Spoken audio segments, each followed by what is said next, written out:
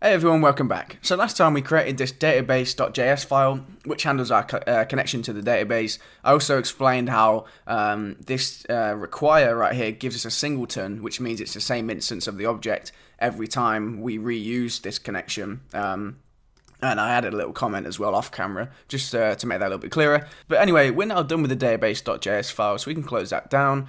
And we can actually start working towards adding a user to the database. So the way it's going to work is we're going to create a schema. Now, a schema in Mongoose is just essentially like a model where you can declare the fields that your collection is going to have. If you want to think of it like a relational database, it would be a schema would be your table structure. You know how we create a table, we'd say what data types each column is. Well, that's kind of what a schema is. We declare the data types of each field or column, if you want to think of it like that. And then when we insert data to this, it will look at the data types that we've declared before inserting. So that'll become clear hopefully by the end of this video. But what we're going to do is create a folder for our schemas. So go to here and create a new folder at the root of our site. This will be called schemas. And then we'll create a new file inside there, and this will be our user schema. We'll have one schema per collection or per table.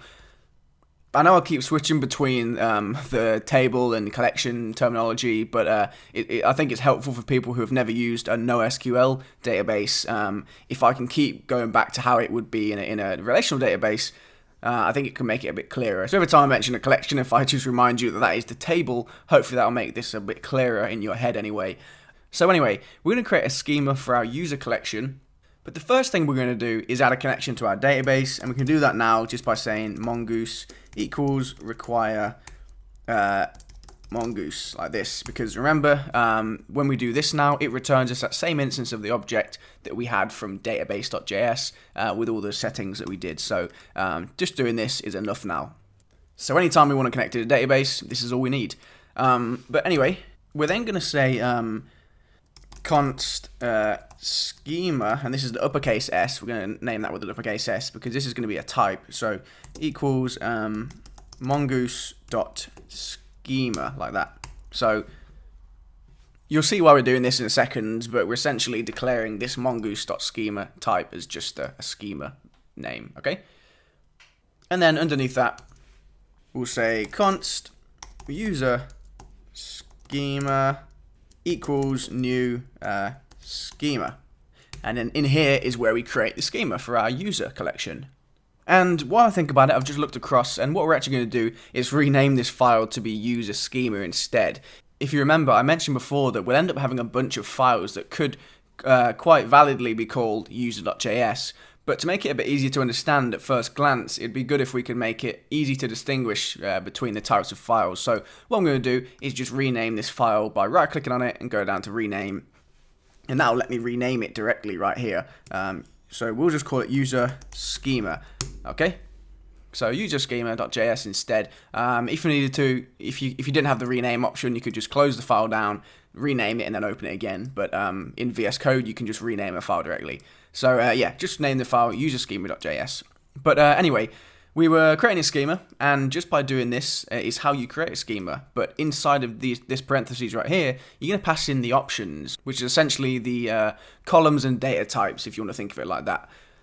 So put your curly brackets in there, and I press enter to move it onto a new line. And in here is where we're going to add all the fields. So we'll first add a first name field. So first name, we're going to say type equals string. So we're setting the type of this field to be a string. We're then going to say required is going to be true. So we don't want to allow the user to insert without having a value in this field. And another cool trick you can do is you can do a little bit of validation on the schema directly. So we can say something like trim true, and what this would do is it would obviously trim the value before the value is inserted. So if there were spaces either side, I know we're taking care of that ourselves, but if there were spaces either side of the entries, it would remove them before it inserts it, which is a pretty handy tool.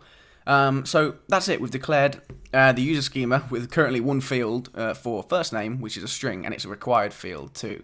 So we'll do the same thing for last name. So what I'm going to do is copy that, I'll put a comma there, and then paste it below like that, and this will be last name. If you really wanted, you could do this on the same line as well. You could do it like this. If you wanted to keep it all on one line, maybe that'd be easier for you to make sense of. It's up to you. Use it with less space, I know. In fact, I will do that. I will move on to one line just so it doesn't take up so much. I think if it goes off the bottom of your screen, it might be harder for you guys to see what's going on. If I was doing this myself, I'd probably keep it like stacked like we had it before, but to make it easier for you to see on one screen without me having to scroll, I'm going to do on one line for you.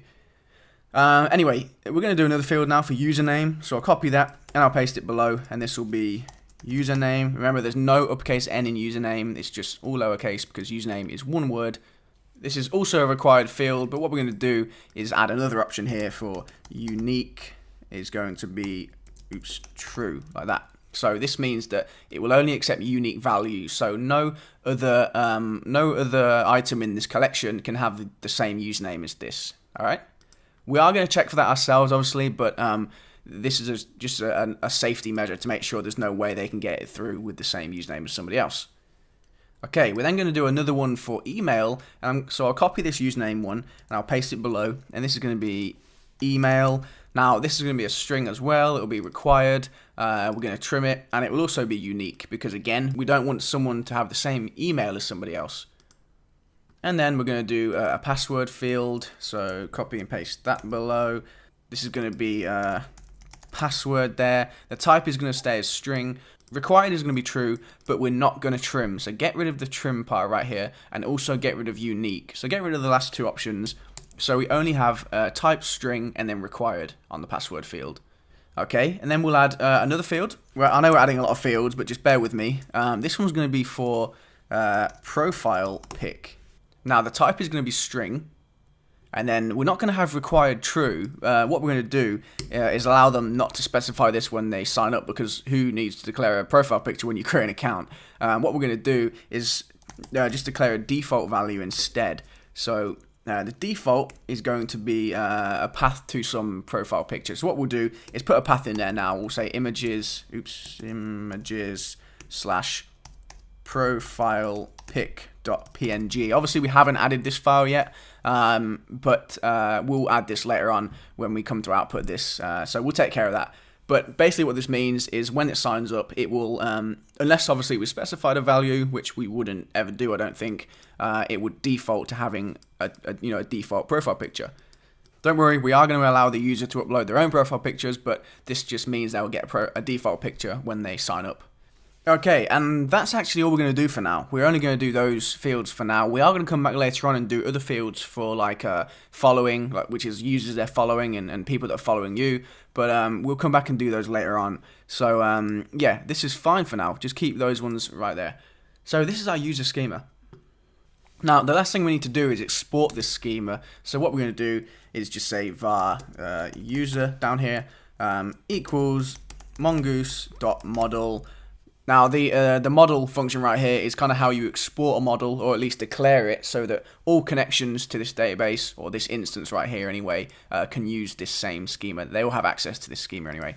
But basically we're going to say mongoose.model, and then in there we'll just put user with an uppercase U, and then the schema we're going to pass in is this user schema there, like that.